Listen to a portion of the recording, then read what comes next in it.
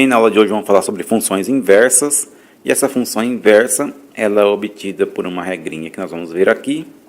Porém, o primeiro ponto importante da função inversa é que nem toda função admite uma função inversa. Ok? Então, apesar de existir uma função inversa, nem todas as funções admitem uma função inversa. Então, vamos ver o seguinte. Primeiro ponto, por que nem toda função pode ter a inversa? Porque somente as funções bijetoras têm função inversa. Esse é o primeiro ponto. Ok? Vamos explicar isso aqui. Bom, se a função é bijetora, ela é sobrejetora e injetora ao mesmo tempo. Lembrando que, como está anotado aqui, função sobrejetora é toda função que o domínio é igual à imagem. E função injetora é a função que qualquer par de x1 e x2 que eu pegar, tal que x1 é diferente de x2, eu sempre vou ter f calculado em x1 diferente de f calculado em x2. Ok? Então, isso é a função injetora. E atende essas duas condições ao mesmo tempo, a função que é injetora e também é sobrejetora é chamada de função bijetora. E somente as funções bijetoras admitem uma função inversa. Então, esse é o primeiro ponto. Aí, veja bem, se a gente tivesse uma função que ela não é injetora, por exemplo, ok? Se a gente pegar uma função que não é injetora, poderíamos ter um caso assim. Um conjunto A, que tem alguns elementos aqui, um conjunto B, que tem alguns elementos aqui também. E aí, a gente tem uma regra, tal que esse elemento de A está relacionado com esse elemento de B, esse elemento de A com esse elemento de B, esse elemento de A tem esse elemento aqui em B. Ok? Tudo certo. O conjunto A obedece à regra de cada elemento de A tem apenas um elemento em B. Só que ela não é injetora. Por quê? Porque aqui eu tenho x1 e x2. E aqui eu vou ter o mesmo ponto. Então, aqui f de x1 é igual a f de x2. Então, não está obedecendo a regra de ser injetora. Tá? Se pelo menos dois pontos derem funções iguais, já não é injetora. Tá? Então, nesse caso, ela não é injetora. Se ela não é injetora, quando a gente inverter, essas setas invertem o sentido, ok? Elas invertem o sentido. Então, a seta azul, eu estaria verificando a função inversa, que seria B, gerando uma regrinha para ir para A. Na função original, foi de A para B. Na inversa, eu vou fazer de B para A. Se eu fizer de B para A, eu vou ter isso aqui, ó. Esse ponto ligado nesse, esse ponto ligado nesse. E esse ponto ligado nesse. Então, a seta azul representa a função inversa. Agora, veja que a definição de função é, se eu tenho dois conjuntos A e B, para cada elemento do conjunto A, eu tenho que ter apenas um correspondente em B. E eu, olhando para a seta vermelha aqui, ok, cada elemento de A tem apenas um elemento correspondente em B. Agora, se eu olho para as setas azuis, eu vejo que isso não obedece à regra de ser uma função. Eu tenho um elemento em B que tem dois correspondentes em A, certo? Esse elemento em B aqui tem dois correspondentes em A. Portanto, quando isso acontece, a relação entre os conjuntos não é considerada uma função. Então, esse é o motivo por que a gente não consegue inverter funções que não são bijetoras, ok? Então, se ela não é injetora, ela tem essa propriedade aqui, que a hora que eu volto, eu não tenho mais uma relação do tipo função, ok? Então, daqui para frente, vamos ver apenas funções bijetoras e determinar as inversas das funções bijetoras. Tudo bem? Então, vamos lá. Primeiro exemplo. Como vamos obter, então, essa inversa? Então, se eu tenho uma função que está relacionada ao conjunto A com o conjunto B, ok? E ela é definida por uma regrinha, a função inversa, ela vai ter o símbolo f menos 1, que vai estar relacionado ao conjunto B com o conjunto A, como eu fiz o desenho agora há pouco. Então, se eu tivesse a função f de x igual a 2x menos 4. Como que eu determino, então, a f menos 1, que é a função inversa? A f menos 1 eu vou fazer o seguinte. Essa regrinha aqui, y igual a 2x menos 4, define a função original, a função f. Aí eu vou fazer o seguinte. Eu vou inverter nessa regrinha x e y. Então, quem é y vira x e quem é x vira y. Ok? Então, troca x por y e y por x. Depois que eu fiz isso, agora eu isolo y. Vamos isolar y aqui. Se eu isolar y, eu posso passar esse 4 para o lado esquerdo. Fazendo isso, vai ficar x mais 4 igual a 2y. Agora eu passo esse 2 para cá dividindo. Então vai ficar x mais 4 dividido por 2 igual a y.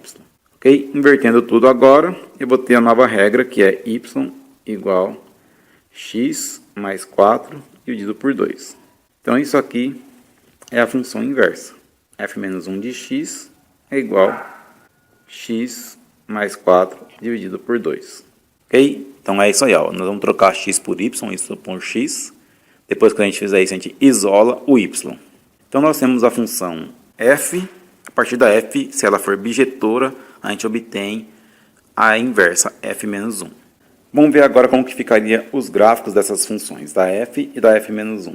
Fazendo aqui um plano cartesiano, vamos fazer então a função f na cor vermelha e a função f menos na cor azul. A função f, quem que é?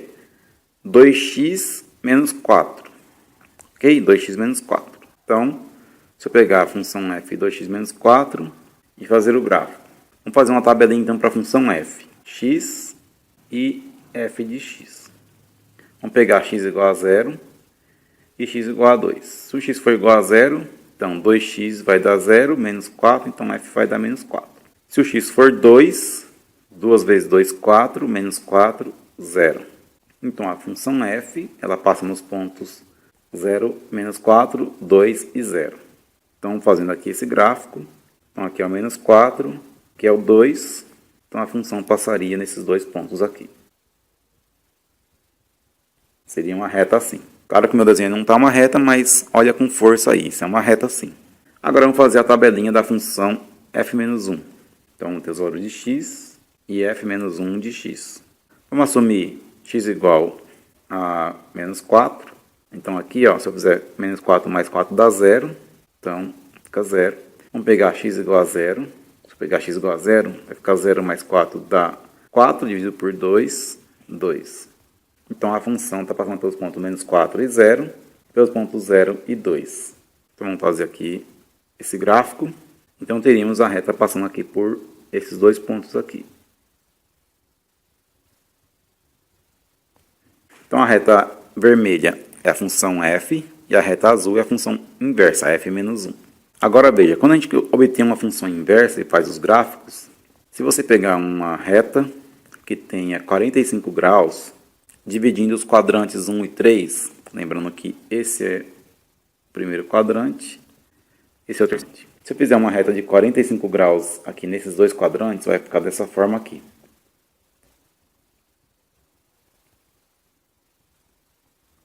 Tá? Quando a função ela tem a inversa, ela e a inversa são simétricas em relação a essa reta tracejada. Tá? Se eu pegar qualquer ponto aqui e medir a distância entre a reta tracejada e a função f ou a função f menos 1, vai dar a mesma distância. Então, se eu medir essa distância, vai ser igual a essa distância. Se eu medir essa distância, vai ser igual a essa distância. Assim por diante. Ou seja, as funções f e f menos 1, elas são simétricas em relação à bissetriz dos quadrantes 1 e 3. Falando assim em linguagem matemática, né? Então tá aí uma propriedade da função inversa. Ela vai ser sempre simétrica em relação à bissetriz dos quadrantes 1 e 3, em conjunto com a função original. Vamos fazer mais um exemplo aqui de função inversa, agora olhando para uma função que não é de primeiro grau, como essa aqui. Então a função f de x igual a x ao cubo. Eu quero inverter, vamos usar a regrinha, escrevo y e x, depois troco x por y e y por x. Agora, daqui eu isolo y, isolando y é igual a raiz cúbica de x. Ok? Se y está elevado a 3, o inverso de y elevado a 3 é a raiz cúbica do que está do outro lado. No outro lado é x, então raiz cúbica de x. Então, f menos 1 de x é igual raiz cúbica de x. Vamos pensar da mesma forma, vamos fazer gráfico para as duas funções. Usando a mesma cor que eu usei da outra vez, vamos fazer x, f de x em azul. Então vamos pegar os valores aqui, 2, 1, 0, menos 1 e menos 2. 2 ao 8, 1 ao cubo dá 1, 0 ao cubo dá 0, menos 1 ao cubo dá menos 1, menos 2 ao cubo dá menos 8. Agora para a função f menos 1. Então vamos pegar x e pegar f menos 1 de x. Em x eu vou assumir os valores 8, 1, 0, menos 1 e menos 8. Então a raiz cúbica de 8 dá 2, raiz cúbica de 1 dá 1, raiz cúbica de 0 dá 0, raiz cúbica de menos 1 dá 1 e raiz cúbica de menos 8 dá menos 2. Considerando essa tabela aqui, vermelha, e essa tabela azul, vamos fazer os gráficos das funções f e da f menos 1. Então está aqui um plano cartesiano desenhado com os valores necessários para fazer o gráfico das funções. Bom, a função f é igual a x ao cubo.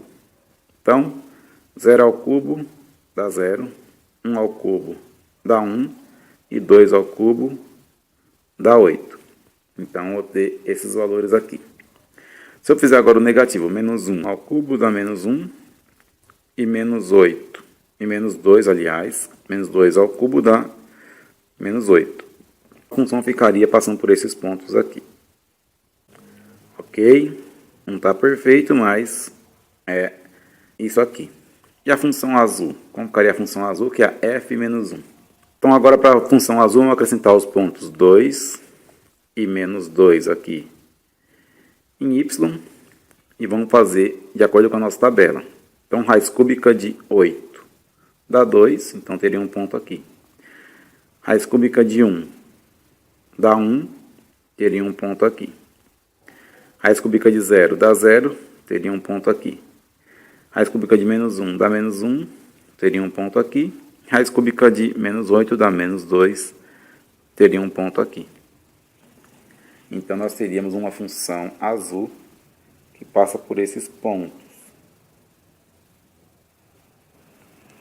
Então, isso seria a função inversa, considerando que f é x ao cubo. Então, a f menos 1 ficou raiz cúbica de x.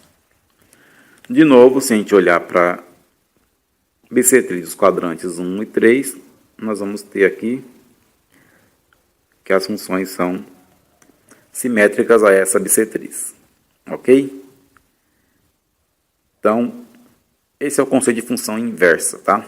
Vamos sempre imaginar que eu tenho que ter uma função bijetora, e aí se ela tem essa probabilidade de ser bijetora, ela admite uma inversa. E para inverter, segue essa regrinha. Determina a regra lá, y igual a x mais alguma coisa lá, substitui x por y por x e isola y. E aí você determina a inversa. E o gráfico da função original com a inversa tem essa propriedade mostrada aqui. Eles são simétricos em relação à bissetriz dos quadrantes 1 e 3. Muito bem, então vamos agora para o último assunto de hoje, que é a função composta. Bom, a função composta funciona da seguinte maneira. Suponha que eu tenha aqui uma função f, definida de a em b, e um terceiro conjunto c, que tem uma função g, definida de b em c. Em forma de diagrama, teríamos aqui a, B e C. Conjunto A, conjunto B, conjunto C. Então, a função f relaciona A com B. A função g relaciona B com C. A função composta é uma função que faz a trajetória de A para C. Ok? Vamos chamar essa função aqui de h. Ok? E essa função ela seria composta da seguinte maneira. Suponha que eu tenha aqui uma função nesse mesmo modelo, f de x é igual a 2x mais 1. E eu tenho a função g de x igual a 2x. Se o conjunto A tiver os pontos 0, 1 e 2, então ele vai ter lá no conjunto B, seguindo a regrinha aqui de 2x mais 1, vai ter os pontos 2x mais 1. Então, 2 vezes 0, 0 mais 1. Então, vai ter 1 aqui. Agora com 1, 2 vezes 1, 2, mais 1, 3. Vai ter o 3 aqui. E 2 vezes 2, 4, mais 1, 5. Então, teria esses 3 pontos aqui no conjunto B.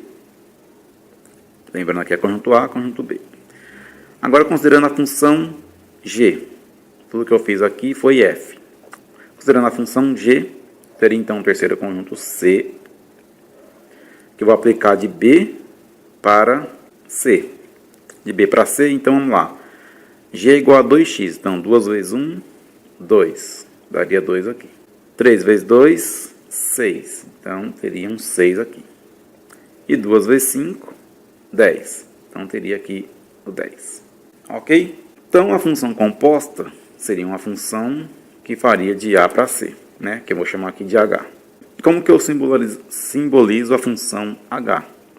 A função H seria H de x, que é igual a G de f de x. Ok? G de f de x. Agora veja, tudo que eu fiz com a função g foi pegar o valor de x, que estava aqui em b, e multiplicar por 2. Ok? Ou seja, peguei todos os valores de b e apliquei essa regra aqui, 2x. O que eu fiz então na verdade? Eu calculei essa função aqui, que é g de 1, a segunda linha é g de 3, e a terceira linha é g de 5. Ok? Então, eu pego o valor que está aqui no conjunto, jogo em x na função e aplico a regra.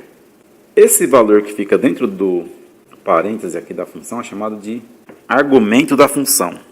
Tá? E esse argumento não precisa ser um número, como a gente fez aqui com a função f e a função g. Esse argumento pode ser outra função. Então, aqui, nesse exemplo da h, a gente tem que f de x é o argumento da g. Certo? Então, se eu fiz o seguinte, eu peguei todos os valores de x que estão no conjunto B e apliquei a regrinha, quando eu calculei g de 1, g de 3 e g de 5, vou fazer a mesma coisa agora. Se eu fizer isso com a função f, eu vou calcular g de f de x é igual a 2 vezes a função f. Quem é a função f? A função f é 2x mais 1. Seguindo com esse cálculo aqui, então, a função g de f de x vai ficar 2 vezes 2, 4. Então, 4x. 2 vezes 1, 2, então, fica assim. Então, isso aqui é a minha h de x. Então, h de x é igual a 4x mais 2. Tá? Agora, olha que interessante. Se eu vim aqui e calcular h de 0, vai dar quanto? 2. 4 vezes 0, 0 mais 2, 2.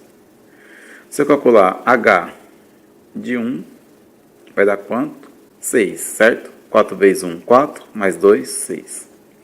Se eu calcular h de 2, vai dar 10. 4 vezes 2, 8, mais 2, 10. Ou seja, a função h partiu do conjunto A e foi direto para o conjunto C. Olha lá.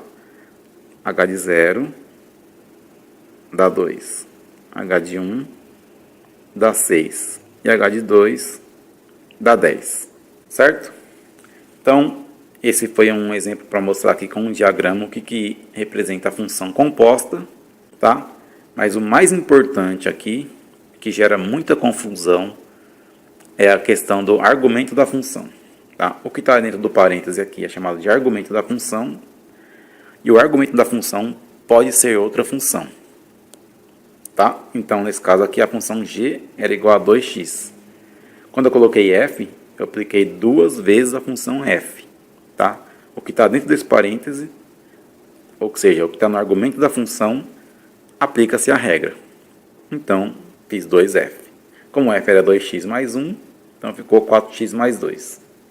Ok? Esse é o ponto importante da função composta. Saber que eu posso colocar qualquer coisa dentro do argumento e aplicar essa regra depois. E essa qualquer coisa pode ser um número ou outra função. Então, vamos fazer alguns exemplos aqui de função composta para a gente finalizar a aula de hoje. Então, nesse caso aqui, deu 3 funções. Função f é igual a x mais 1, função g é igual a 3x Função t igual a x² sobre 2. Aí ele pede algumas compostas. No item A é g de f de x, né? Então vamos calcular g de f de x. Então g de f de x. Solução do item A. Bom, g de x igual a 3x. Então tem que fazer 3 vezes a função f. Qual é a função f? X mais 1. Então, g de f de x vai ficar, então, 3 vezes x, 3x. 3 vezes 1, 3. Então, fica assim. Então, g de f de x vai dar 3x mais 3. Agora, calculando f de t de x. Bom, f de x é igual a x mais 1. Então, de t de x vai ficar função t mais 1. Ok? Porque x vai ser trocado por t. Função t, x² sobre 2, mais 1. Ok? E está finalizado. Eu troquei o argumento da função de x para t, então eu troco lá na função tudo que é x por t. Como t é igual a x² sobre 2, então esse x da função f virou x² sobre 2. Ok? Último exemplo agora. Quero calcular t de g de x. Bom, t de g de x. Função t é x² sobre 2. Então, vou ter que fazer g de x ao quadrado sobre 2. G de x é quem? 3x. Então, 3x fica ao quadrado e dividido por 2. Então, t de g de x vai ficar 3 ao quadrado, 9, x ao quadrado, dividido por 2. Então, t de g de x vai ficar 9x² dividido por 2. Ok? Isso vai valer para qualquer função, pode ser ela linear, quadrática, logarítmica, pode ser uma função da raiz, pode ser trigonométrica, tá? Nós vamos ver todo esse tipo de função com calma. Mas o que eu quero dizer agora é o seguinte: se eu for fazer a composta, eu vou fazer sempre essa regra que está aqui. Se no argumento da função está outra função, eu tenho que trocar x da função que está dentro do argumento. Tá ok? Então, dito isso, a gente encerra a aula de hoje e aguardo vocês na próxima aula aí. Vamos passar a definir as funções lineares, quadráticas e assim por diante. Tá? O que nós vimos até agora? Propriedades de funções. O que elas são? O que é a propriedade de injetora, bijetora, sobrejetora, inversa e composta. Ok? Se ela é crescente, decrescente, esse tipo de coisa. Agora nós vamos ver cada função separada e as suas propriedades e seus gráficos. Ok? Então é isso aí. Quem curtiu o vídeo dá um like e se inscrevam aí no canal. Um abraço.